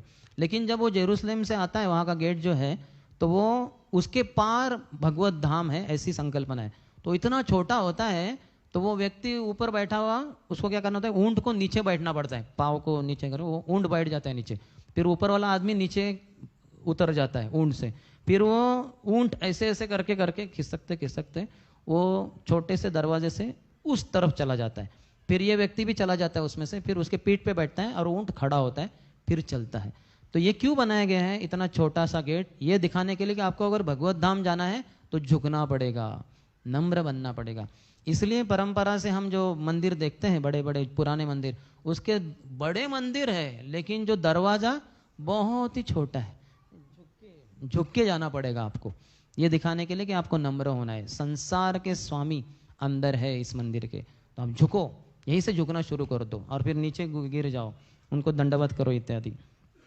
तो ऐसे भक्त होते हैं। सनातन गोस्वामी हरिभक्त इसमें बृहद भागवतामृत में एक स्टेटमेंट बताते हैं कि absolute unconditional surrender humility is the ticket to Goloka Vrindavan.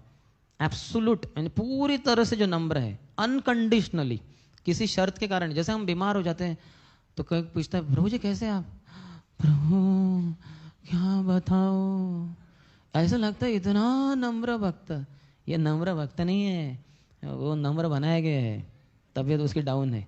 जैसे तबीयत ठीक हो जाए तो बोले हरि बोल। कहाँ है गुलाब जामुन? इतनी सेवा की थी, मेवा किधर है? तो ऐसे वाले तो वो नम्र नहीं है। तो एब्सोल्यूट अनकंडीशनल ह्यूमिलिटी ये चाहिए। ये जिसके पास है वही गोलोक वृंदावन जा सकता है, वैकुंठ जा सकता है, लेकिन गोलोक वृंदावन जाना है तो एब्सोल्यूट पूरी तरह से नम्रता होनी चाहिए तभी। और लेकिन अर्थात जब भक्तों का द्वेष करता है कोई द्वेषी व्यक्ति, भगवान के बारे में गलत कहता है, तो उसके साथ क्रोध करना ठीक है। क्रोध भक्त द्वेषी जने, जो 6 में से 5 अनर्थ है, उनसे शुद्ध होने के लिए जो क्रोध से विशेषता, जो भक्तों का और भगवान का द्वेष करते हैं उनके ऊपर क्रोधित होना चाहिए। जैसे हनुमान के उदाहरण से हमने देखा, वो बहुत क्रोधित हो गए रावण के ऊपर, अर्थात उन्होंने बोला कुछ नहीं लेकिन करके दिखा दिया, सब जला दिया उनके लंका को। तो इस तरह से हमें होना चाहिए। रोमहर्षण सूत का उदाहरण देख सकते हैं, इतने बड़े पंडित थे, व्यासदेव के शिष्य थे, लेकिन उनका थोड़ा अहंकार चढ़ गया था। नैमिषारण्य में जो व्यासासन पे बैठ के प्रवचन दे रहे थे भागवतम पुराण इतिहास आदि के ऊपर, तो अचानक वहाँ बलराम जी आ गए जंगल में, पदयात्रा वो तीर्थ यात्रा कर रहे थे, क्योंकि उधर पांडवों का और कौरवों का युद्ध चल रहा है, उसमें भाग लेंगे तो दोनों तरफ अपने ही रिश्तेदार हैं, तो इससे अच्छा है मैं तीर्थ यात्रा चला जाऊँ। तो वो तीर्थ यात्रा कर रहे थे, करते करते नैमिषारण्य में आ गए, वहाँ जहाँ कथा चल रही है, तुरंत सब ऋषि मुनिगण खड़े हो गए उनको आदर देने के लिए। लेकिन ये जो बैठे थे व्यासासन पे रोमहर्षण सुत, इनको थोड़ा अहंकार चढ़ गया था कि मुझे बहुत कुछ शास्त्र पता है वगैरह। तो ये ठीक है, सबको उठना होता है, जो प्रवचनकार है उसको उठने की जरूरत नहीं। शास्त्रों में ये बोला है कि प्रवचनकार को हर कोई आते जाते हैं, उनको उठने की जरूरत नहीं। लेकिन गुरु आ जाए, गुरु के तुल्य कोई आ जाए तो जरूर उठना होता है, दंडवत करना होता है और उनको निवेदन करना है, आइए आप प्रवचन दीजिए। वो कहते नहीं नहीं तुम जारी करो, तो फिर जारी रख सकते हैं, नहीं तो नहीं। तो लेकिन इनको गर्व हो गया, तो बलराम जी ने जान लिया, तो तुरंत वहाँ से घास का तिनका लिया, उसके गले को लगा दिया, वो वही व्यासासन पे ही उसका शवासन हो गया, वो मर गया, वो उधर ही मर गया। तो फिर हम देख सकते हैं कि अगर हमें अहंकार चढ़ जाए तो भगवान सहन नहीं करते। उसका जो ज्ञान था, इतना बड़ा पंडित था वो, लेकिन वो ऐसे था जैसे सर्प के सर के ऊपर एक डायमंड हो। तो वो किस फायदे का? उस सर्प के पास जाएंगे हम लेने तो डस लेगा, हमें मृत्यु के घाट उतार देगा। तो इसलिए हमें नम्र होना चाहिए। विद्या विनय संपन्ने ब्राह्मणे गवि हस्तिनी। अभी ये विनय शब्द वहां आने की जरूरत ही नहीं है, भगवान कह सकते थे विद्या संपन्न ब्राह्मण, लेकिन विनय शब्द क्यों जोड़ रहे हैं? क्योंकि विद्या का लक्षण ही है विनय, नम्रता। जिसके पास विद्या है उसके पास नम्रता होती है। जिसके पास अविद्या है, मूर्ख जो है, उसको बड़ा गर्व चढ़ता है कि मैं बड़ा पंडित हूँ, मुझे ये आता है वो आता है। जो नम्र होता है, जो विद्या होती है, नम्र होता है। महाप्रभु दिग्विजय पंडित को परास्त करने के पूर्व अपने शिष्यों को, विद्यार्थियों को कहते हैं, फलवंत वृक्षार गुणवंत जन नम्रता से तहार स्वभाव अनुक्षण। जो फलों से भरा हुआ पेड़ होता है और अच्छे गुणों से भरे हुए लोग होते हैं, उनका एक ही गुण हर क्षण रहता है, नम्रता। नम्रता से तहार स्वभाव अनुक्षण, क्षण के बाद क्षण, क्षण के बाद क्षण, अनुक्षण।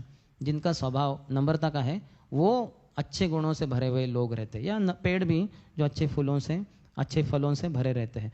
तो हमें नम्र रहना चाहिए, ये छठा लक्षण है शरणागति का। तो पहला जो अनुकूल है उसको स्वीकार करना, जो प्रतिकूल चीजें हैं उसको त्याग देना, भगवान के ऊपर पूरी रक्षा करेंगे ये विश्वास रखना, रक्षिष्यति इति विश्वासो, गोपतृत्वे वर्णम तथा, गो भगवान मेरे पालक है, ये आत्मनिक्षेप, पूरी तरह से भगवान की इच्छा को अपनी इच्छा बना लेना, और नम्रता से हमेशा रहना।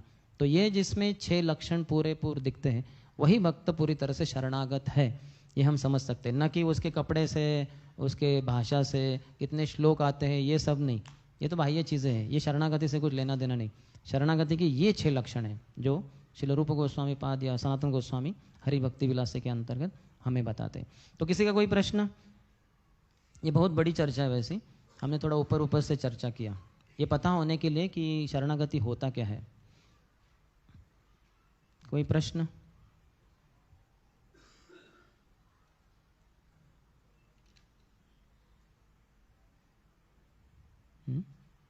यस, माता जी का प्रश्न है।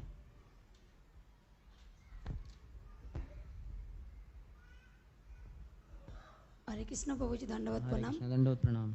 प्रभु जी आप जो रोक्सा के बारे में बोला ना, किसके बारे में? रोक्सा रक्षा। हाँ। ओके। तो कुछ ऐसा हो जाता है, जैसे मैं माँ हूँ तो बच्चा का कुछ तबीयत खराब हो जाता है, मालूम है भगवान है रोक्सा कर, फिर भी भयभीत क्यों हो जाती है प्रभु जी? क्योंकि आसक्ति है। भौतिक आसक्ति होने के कारण। आपको पता होना चाहिए आपका बच्चा आपका नहीं भगवान का है। आपके गर्भ में था, आपको पता था लड़का है लड़की है? फिर भगवान का बच्चा है वो, भगवान ने उसके लिए सब आयोजन किया जैसे हमने चर्चा की। तो अर्थात ये नहीं कह रहा हूँ कि छोड़ दो उसको हवा में, वो नहीं। तो ज़रूर कुछ तो करना चाहिए, जैसे अगर बुखार वगैरह तो हम वो जैसे लगाते हैं नमक की पट्टी वगैरह, या जो भी है सर्दी खांसी उसके अनुसार, या डॉक्टर के पास लेके जाना। लेकिन भय नहीं होना चाहिए। मेरा पुत्र नहीं, भगवान आपका है। जैसे स्वयं अभय चरण, छोटे अभय चरण डे, आपको पता है वो बीमार हो गए थे बचपन में। तो फिर उनके पिताजी गौर मोहन डे ने डॉक्टर के पास, डॉक्टर आए घर में तो चेक किया, बोले इसको तो चिकन सूप पिलाना पड़ेगा। बोले चिकन सूप? हम वैष्णव हैं, यहाँ बिल्कुल कुछ नहीं ऐसा पकेगा, नहीं कुछ हम नहीं देंगे इधर। बोले नहीं, अरे अभय अभय गौर मोहन डे, ऐसे कैसे कर सकते, बच्चा मर जाएगा तुम्हारा, तुम चिंता मत करो, तुम वैष्णव हो, तुम नहीं पकाते ना, मैं अपने घर में पका के आऊँगा चिकन सूप और मैं लेके आके अभय को खिलाऊंगा। बोले नहीं नहीं, अभय बिल्कुल नहीं खाएगा, मेरा अभय ये भगवान कृष्ण का भक्त है, ये नहीं। तो पिताजी रजनी माता तुरंत, बोले अभी आप क्या कह रहे हो, मर जाएगा हमारा बच्चा, करना ही होगा। सभी रिश्तेदारों ने प्रेशर डाल दिया। तो बेचारे गौर मोहन डे कुछ बोल नहीं पाए। वो डॉक्टर ने चिकन सूप बना के घर में लाया और अभय चरण के मुंह में डाल दिया। तो जैसे ही डाल दिया मुंह में, उन्होंने उल्टी करके सब थूक दिया ना, और वो खांसने लगे वगैरह। और डॉक्टर प्रयास करें, नहीं अभय थोड़ा, अभय थोड़ा, अभय कहाँ तैयार है, अभय तैयार ही नहीं है। तो तुरंत उनके पिताजी, बहुत जो दूर रह रहे थे, ये सब चिकन सूप के पास नहीं आना चाहते थे, तो तुरंत वो आ गए, अभय चरण को उठा लिया अपनी गोद में, भगवान की जो विग्रह थे उनके चरणों में रख दिया। बोले भगवान ये आपका ही पुत्र है, आप देखिए क्या करना है, हमारे हाथ में कुछ नहीं है। बस भगवान से प्रार्थना किया और अभय थोड़े दिनों में ठीक हो गए।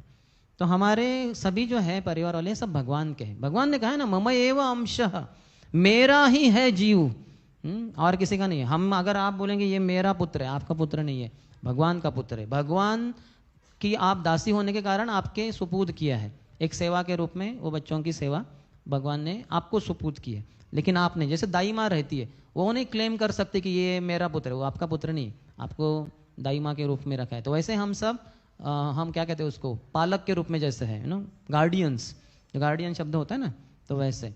तो हमें ये नहीं सोचना चाहिए कि मैं पिता हूँ, मैं माता हूँ। अगर माता पिता हैं तो हमारा पहला लक्षण क्या होना चाहिए, उनको जन्म मृत्यु के चक्कर से बाहर निकालना। तो जैसे हम जब ब्रह्मचारी बन रहे तो हमारे मन में विचार आया तो माता पिता का क्या होगा। तो हमने कुंज बिहारी को बोला, कुंज बिहारी जी आप देखिए, हम आपको समर्पित हो रहे हैं, उनकी चिंता आप ही देखिए, हमें नहीं पता क्या होगा उनका। तो भगवान ने सब कुछ ठीक कर दिया अच्छे से। वो है, माँ की तो दीक्षा भी हो गई, पिताजी भी 16 माला कर रहे थे। तो भगवान ने सब कुछ देख लिया, उनका financial status, social status, health status, सब कुछ भगवान ने देख लिया। हमें कुछ भी चिंता करने की जरूरत ही नहीं पड़ी। हमने बस कुंज बिहारी को बोल दिया आपके हैं वो पुत्र, आप देखिए क्या करना है। ओके, तो आसक्ति मत रखिए, भौतिक आसक्ति। जैसे पति के लिए भी बोला गया है कि he should not be attached to wife, पत्नी से आसक्त नहीं होना चाहिए, but he should be affectionate. Affectionate यानी हिंदी में स्नेह, स्नेह क्या, स्नेही, स्नेही पता नहीं, स्नेही शब्द है, स्नेह दिखाना चाहिए, अटैच नहीं होने। आसक्त यानी पत्नी के शरीर से आसक्त है। तो पुरुष यानी पति अगर पत्नी के शरीर से आसक्त है तो उसको अगले जीवन में स्त्री बनना पड़ेगा फॉर श्योर। लेकिन अगर पति है, जिम्मेदारी है भगवान ने सुपूत की है पत्नी की, तो स्नेह तो रखना चाहिए। तो उनके लिए जो भी शारीरिक, मानसिक, बौद्धिक, आध्यात्मिक चीज़ें ज़रूरी हैं वो प्रदान करनी चाहिए, दास के रूप में, भगवान के दास के रूप में। तो उसी तरह से माता पिता, उसी तरह से हर भूमिका को निभाना है। काउंसलर हो, लीडर हो, प्रेसिडेंट हो, जीबीसी हो, सन्यासी हो, गुरु हो, जो भी कोई हो, हर किसी को सुहृदम सर्वभूताना, भगवान मित्र है सबके, लेकिन उनकी तरफ से मुझे एक प्रतिनिधि रखा है, ये भावना क्लियर होनी चाहिए। यस माता जी। हरे कृष्ण प्रभु जी। हरे कृष्ण। अच्छा, आपके पास है, ओके। दंडवत प्रणाम। प्रभु जी, आपने जैसे बताया कि नम्रता तृण से भी हीन रह के और सहनशीलता वृक्ष से भी ज्यादा रहनी चाहिए। चैतन्य महाप्रभु ने कहा है, मैंने दोहराया जी। तो अगर कभी किसी पे अन्याय अगर होता है तो ऐसा बोला जाता है कि जो अन्याय करता है वो तो ये रहता ही है, पापी रहता ही है, बट जो अन्याय सहन करता है वो तो उससे भी पापी बन जाता हाँ, है। लेकिन सबसे बड़ा अन्याय ये है जीवात्मा को भगवान से दूर रखना। तो हमें उनको भगवान के पास लेके जाना चाहिए। और इस संसार में तो अन्याय न्याय ये क्या है, ये सब अन्याय ही है। भगवान को भूलकर जो जीवात्मा आए हैं। लेकिन ठीक है, चलो ऐसा कुछ है, आप अगर लॉयर वगैरह है या ऐसा कुछ आपका स्थिति है, पुलिस है, आप ऐसा कुछ, तो आप कुछ कर सकते हैं। अगर आप में कुछ है क्षमता करने की तो कुछ कर सकते हैं। लेकिन सबसे महत्वपूर्ण है उस जीवात्मा को भगवान के पास लेके जाना, क्योंकि अभी उसके साथ अन्याय हो रहा है। हो सकता है भगवान को थोड़ा याद करे वगैरह, कुछ मंदिर आए, बाद में जब न्याय हो जाएगा तो भगवान को भूल जाएगा वो। तो आपका जो उसको मदद करना वो तो शारीरिक स्तर पे ही रहेगा। प्रभुपाद का सबसे प्रसिद्ध उदाहरण, कोई डूब रहा है व्यक्ति और कोई तैराकी जाके स्विमिंग करता है और जाता है उसके पास में और लेके आता है, सबको दिखाता है उसका कोट, देखो मैंने उसका कीमती कोट बचाया। अरे वो आदमी किधर है डूबता, वो तो मर गया है ना, वो क्या, लेकिन कोट बचाया मैंने, बहुत कॉस्टली है। अरे मूर्ख, क्या फायदा वो कोट बचा कर, आदमी तो डूब गया ना।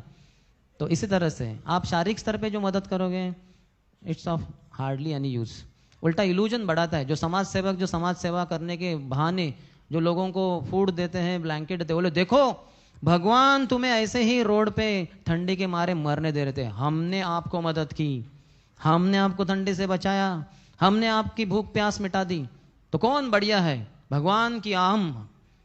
तो मूर्ख लोग बोलेंगे आप ही। तो ये सब मूर्ख लोगों का समाज है। तो हमें ये समझना आना चाहिए कि ऐसे ये सेवा नहीं होती। एक जीवात्मा को भगवान के पास लेके जाना ये सर्वोत्कृष्ट सेवा है। न च तस्मान मनुष्येषु कश्चिन में प्रिय कृत्तम, उससे बढ़कर और कोई मुझे प्रिय नहीं जो ये मेरा संदेश जीवात्माओं तक पहुंचाए। तो हमें असलियत में समझना चाहिए what's actual justice and injustice. Okay, yes, आपका प्रश्न था। वो माइक लीजिए, इनको सुनाई नहीं दे रहे।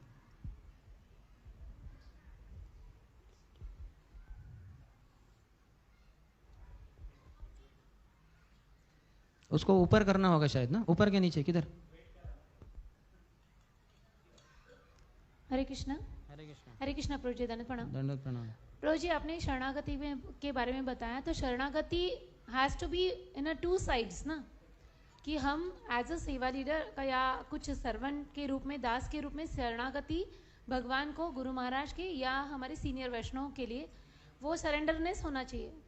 पर अगर हम एज अ सर्वेंट किसी सेवा को किसी को प्रदान कर रहे हैं तो उनकी तरफ से भी अगर हम सरेंडर एक्सपेक्ट करते हैं एज अ सेवा, तो ये किस स्वरूप में होना चाहिए? मतलब ये इसके लिए आपके उदाहरण से दिखाना चाहिए आपको, न कि जबरदस्ती करके। तो more things are caught than taught. बच्चों को आप कितना भी पट्टी पढ़ाने का प्रयास करो, वो आपके व्यवहार को देखते हैं। पिताजी चुप चुप के सिगरेट फूकते हैं और बच्चे के सामने कहते हैं बेटे सिगरेट फूकना अच्छा नहीं, ठीक है? बोले अच्छा पिताजी, मैं आपका ही बेटा हूँ, यानी आपका ही बाप हूँ, मैं जानता हूँ बांस आ रही है आपके मुंह से, थोड़ी हवा भी निकल रही हो, बाफ निकल रही है ना, तो वो नहीं होगा। Isn't it? An example is better than precept. सैकड़ों लेक्चर दिए जा सकते हैं, लेकिन वन एग्जाम्पल, एक उदाहरण ज़्यादा ज्वलंत रहता है। तो इसलिए आपके उदाहरण से आप शरणागत रहेंगी तो वो शरणागति क्यों नहीं प्रदान करेंगे, है कि नहीं? जैसे प्रभुपाद देखिए, हमारे सबके कितने ऊपर हैं, शुद्ध भक्त, भगवान के द्वारा भेजे गए। तो उधर हिप्पियों के बीच में रह रहे थे, बावरी में रहो या किधर भी 26 सेकेंड एवेन्यू में, तो खुद ही सब्जी वगैरह खरीद के ला रहे, पैसा वगैरह तो है नहीं, कुछ किताबें बांटते थे उधर अमेरिका में, पैसा जो मिला उससे सब्जी वगैरह खरीद लिया, अनाज फिर लाया उधर, फिर खुद ही कुकिंग किया, खुद ही वो बच्चों को, सभी लड़के लड़कियों को परोस रहे। और वो तो क्या खा के ऐसे ही चले जाते थे, क्या आधा खाना आधा इधर उधर गिराना, अब जानवरों से भी बदतर जैसे लोग थे वो।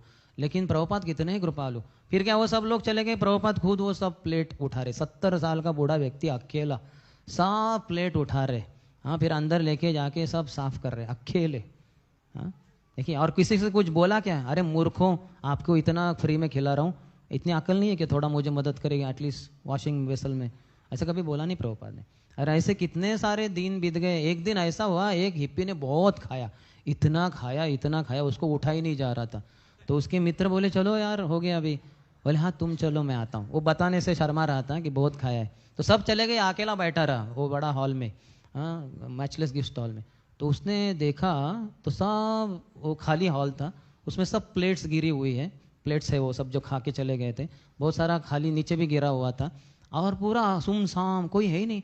तो उसने सोचा कि ये सब क्लीन कौन करेगा, हम जब आते हैं इधर ये सब स्वच्छ रहता है, साफ रहता है, और अभी जो मैं देख रहा हूँ जो कभी उसने देखा ही नहीं था, ये तो सब गंदा है, तो ये क्लीनिंग कौन करता है, यहाँ तो कोई साफ सफाई करने वाला व्यक्ति है ही नहीं, कोई नहीं, इधर सिर्फ एक स्वामी रहते हैं वो, हाँ, जो हमें परोसते वगैरह है, तो ये बूढ़े बूढ़े व्यक्ति यही क्लीन करते हैं क्या हर बार, अगर मैं इनकी सेवा करूँ तो इनको थोड़ा मदद करूँ तो ये ठीक रहेगा क्या, ऐसे उसके मन में विचार आया। जैसे विचार आया भगवान की कृपा से तुरंत उठ खड़ा हुआ, जो अब तक उठ नहीं पा रहा था, सेवा की इच्छा आते ही तुरंत उठ गया, अंदर गया, किचन में प्रभुपाद थे, बोले स्वामी जी ऐसा लगता है कि आप अकेले ये सब साफ सफाई करते हैं, तो क्या आप अगर परमिशन दो तो मैं इसको करूँ क्या, तो तुरंत प्रभुपाद कहे इसी की तो मैं राह देख रहा था कि यानी ऐसे नहीं कि मैं थक गया हूँ, ऐसे नहीं, प्रभुपाद तो मरते दम तक करते रहते थे और कुछ अपेक्षा नहीं करते थे, लेकिन भगवान नहीं चाहते थे कि प्रभुपाद जाके ऐसे दूसरों को खिलाते खिलाते मर जाए, तो बड़ा विश्वव्यापी आंदोलन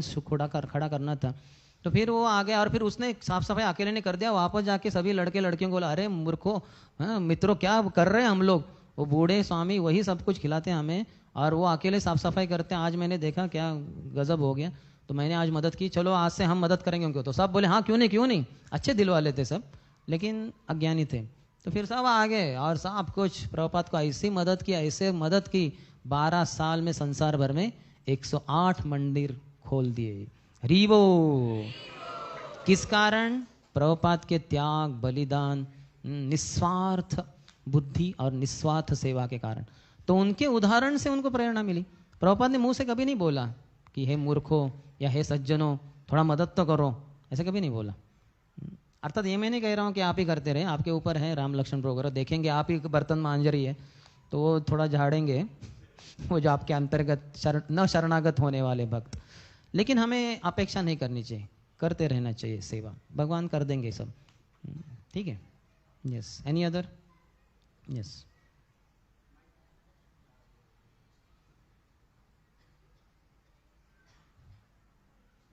ऊपर नहीं, यू टेल, हाँ चलो ओके, हाँ कृष्णा, वेट करने, हरे कृष्णा प्रभु जी, हाँ हरे कृष्ण, दंडवत प्रणाम। प्रभु जी आपने विश्वास का बताया कि भगवान पर हमें पूर्ण विश्वास होना चाहिए, लेकिन प्रभु जी हमारी ऐसी कंडीशन है ना कि जब हमें कोई प्रॉब्लम आती है सबसे पहले हम भगवान को भूल जाते हैं, तो कोई ऐसा प्रार्थना, कोई ऐसे भागवतम या भगवत गीता से प्रार्थना जो हम रोज भगवान के सामने करें, जिससे हम अपने ब्रेन को इसके लिए ट्रेन करें कि कोई प्रॉब्लम आए तो भगवान पर विश्वास सबसे पहले रहे। उसके लिए वो प्रार्थना है, हरे कृष्णा कृष्णा कृष्णा हरे हरे, हरे राम राम राम हरे हरे, ये सर्वोच्च प्रार्थना है इससे ब्रेन और ट्रेन दोनों ट्रेंड हो जाएंगे। तो यही है ना, सेवा को मांग रहे हैं हम, और भक्तों से श्रवण करना चाहिए, भक्तों से श्रवण करेंगे तो, या भक्तों के पास जाएंगे कि मुझे ये समस्या हो रही है तो बोलेंगे, जैसे प्रभुपाद गए, अर्थात वो किसी अन्य उद्देश्य से गए थे साधु से मिलने के लिए, तो भक्तियाँ ठाकुर के सामने दंडवत किया, उठ के बैठे ही नहीं, तो वो बोले कि अरे आप दोनों जवान हो, क्यों ना चैतन्य महाप्रभु के आंदोलन को पूरे संसार में अंग्रेजी भाषा में प्रचार प्रसार करो। तो चैतन्य प्रभुपाद बोले कि ऐसे कैसे भाई, यहाँ तो अभी परतंत्र में हम ब्रिटिश लोग राज्य कर रहे वगैरह, तो पहले जो गुलाम देश है उनकी कौन सुनेगा, पहले स्वतंत्रता प्राप्त करते हैं, फिर स्वतंत्र देश महान कहलाएगा, फिर उनको जो प्रचार करेंगे वो सुना जाएगा, स्वीकार किया जाएगा। तो भक्ति ठाकुर ने उनको कन्विंस कर दिया, the only problem in this world is lack of Krishna consciousness and only solution is Krishna conscious. संसार में एक ही कमी है कृष्ण भावनामृत की, और एक ही उपाय है कृष्ण भावनामृत प्रचार प्रसार करना। तो ऐसे महान भक्त होने चाहिए हमारे जीवन में, जो हमें बताए कि और कोई काम नहीं करेगा चीज़, अर्थात कर सकते थोड़ा बहुत, लेकिन समस्या तो इस संसार में रहेंगी, दुखालयम है अशाश्वतम है, तो पहले से पता है। जैसे अगर नमक के इसमें खान में जाएंगे तो उधर क्या नमक ही नमक है सब, उधर और क्या कोयले के खान में जाएंगे सब कोयला ही कोयला रहता है।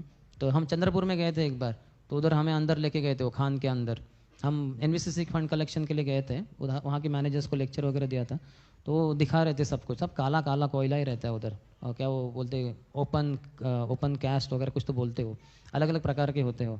तो ऐसे ही ये संसार में दुख ही दुख है, तो समस्याओं से डरना नहीं, समस्याओं को एक्सपेक्ट करना है। एक्सपेक्टिंग द अनएक्सपेक्टेड, वो भक्त होता है। उसको हमेशा पता है कभी भी कुछ भी हो सकता है। पदम पदम यत् विपदाम न तेषाम, every step there is danger. तो कुछ भी हो सकता है। अभी मैं कुछ हुआ ही नहीं, 2 घंटे हमारे लेक्चर चला, मुझे कुछ हुआ ही नहीं, भगवान की कृपा है कि नहीं? तो ऐसे हमेशा भगवान को धन्यवाद देना